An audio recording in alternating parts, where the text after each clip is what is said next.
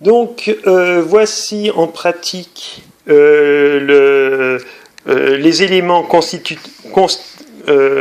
qui vont constituer le système Andon. Donc, vous avez d'un côté la partie serveur, donc qui est constituée d'un Raspberry Pi avec son alimentation. De l'autre côté, vous avez deux parties clients. Donc, je dirais une carte qui sera disposée sur le poste de travail avec différents boutons qui permettront d'appeler le service support, les techniciens du service support, et ainsi qu'un bouton d'acquittement.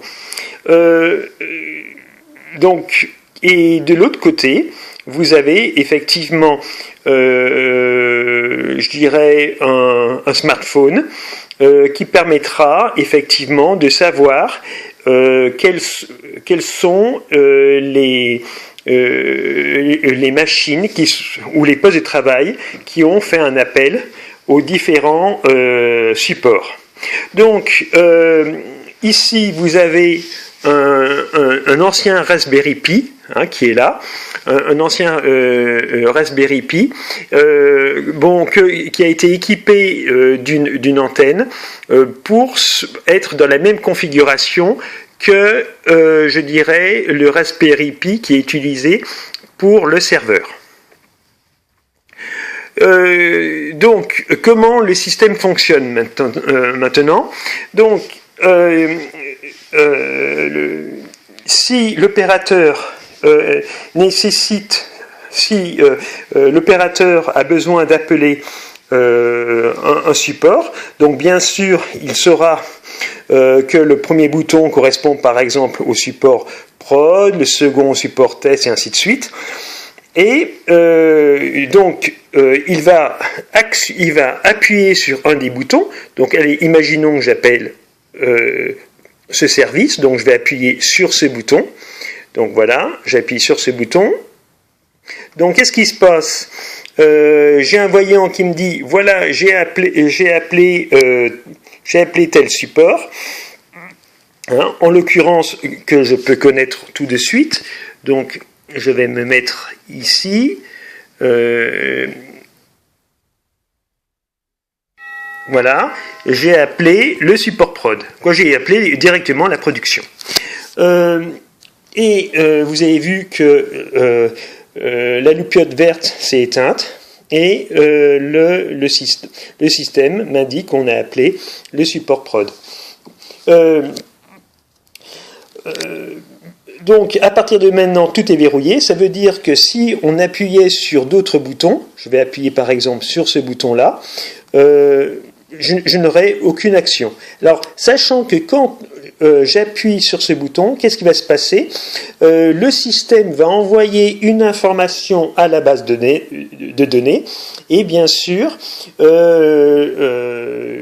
donc le technicien aura sa sonnerie, bon là je l'ai matérialisé par une cloche,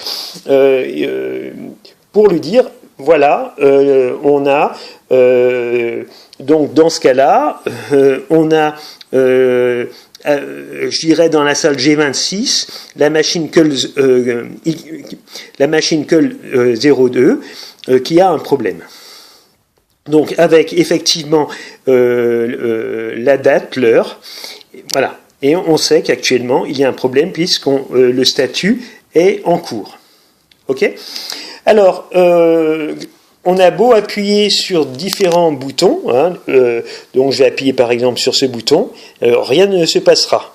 Donc je vais appuyer ici ou là, et d'ailleurs on peut le vérifier. Ça veut dire que si effectivement je recharge ma base de données, donc je vous ai dit que là c'était uniquement dans le cadre de la présentation, mais après ça sera entièrement automatique. Ça sera, je dirais, le programme va venir scruter directement le serveur à intervalle de temps donné.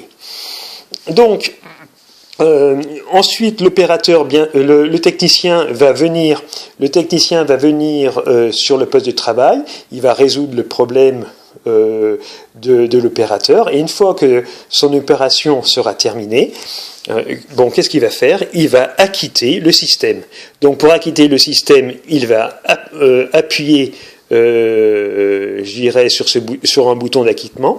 Bien sûr, toutes les lampes défaut s'éteignent, et le système passe au vert. Et si on regarde, je dirais,